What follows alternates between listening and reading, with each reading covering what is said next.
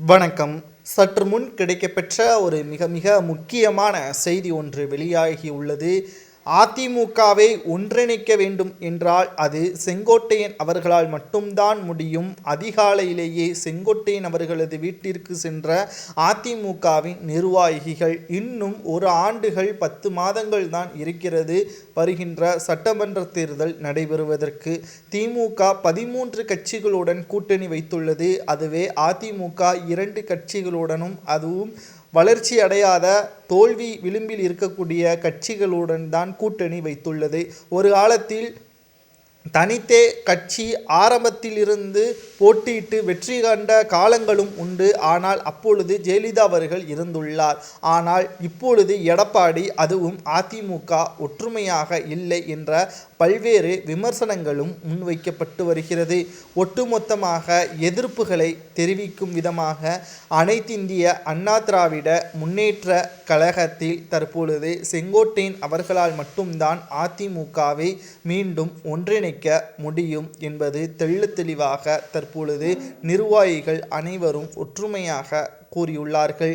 எடப்பாடியிடம் பல முறை கடிதங்களையும் ஆலோசனைகளையும் வழங்கிய பின்னர் அதற்கான முடிவுகள் இன்று வரை வரவில்லை. மாறாக செங்கோட்டையன் அவர்களை நேரடியாக சந்தித்து ஓபிஎஸ்ஐயும் சசிகலா அவர்களையும் தனிப்பட்ட முறையில் சந்தித்து அதிமுகவில் இணைப்பதற்கான வழி என்ன என்பதை பற்றி பேசுவதற்காக இன்று அதிகாலையிலேயே செங்கோட்டையன் அவர்களது வீட்டிற்கு அதிமுகவின் சில முக்கியமான நிர்வாகிகள் சென்றுள்ளார்கள்.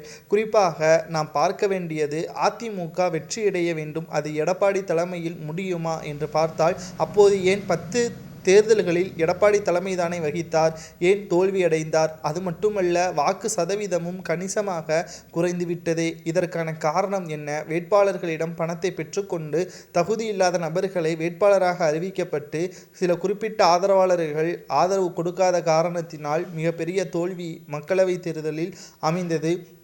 விக்கிரவாண்டி தொகுதியில் தேர்தலில் போட்டியிட்டிருந்தால் தோல்வியடைந்தாலும் பரவாயில்லை, ஆனால் நாங்கள் போட்டியிடவில்லை என்று பின்வாங்கியது மிகப்பெரிய ஒரு அச்சமாக பார்க்கப்பட்டது அரசியல் களத்தில். இப்பேற்பட்ட சூழலில் எடப்பாடி பழனிசாமி அவர்கள் ஒட்டுமொத்தமாக அனைத்திந்திய அண்ணா திராவிட முன்னேற்ற கழகத்தை தோல்வியை நோக்கிதான் கொண்டு சென்றிருக்கிறார் என்று தற்பொழுது இருக்கக்கூடிய எம்எல்ஏக்களும் சில மாவட்ட நிர்வாகிகளும் செங்கோட்டையன் அவர்களை சந்தித்து, இனி சட்டமன்ற தேர்தலில் நாங்களே மீண்டும் தேர்தலில் போட்டியிட்டால் முழுமையான வெற்றி கிடைக்குமா என்பது எங்களுக்கே சந்தேகம் வந்துவிட்டது. அதுவும் அதிமுகவின் கோட்டையாக இருக்கக்கூடிய தொகுதிகளிலேயே தோல்வி அடையக்கூடிய வகையில்தான் தற்பொழுது நாங்கள் இருக்கிறோம் என்றும் தெரிவித்திருக்கிறார்கள்.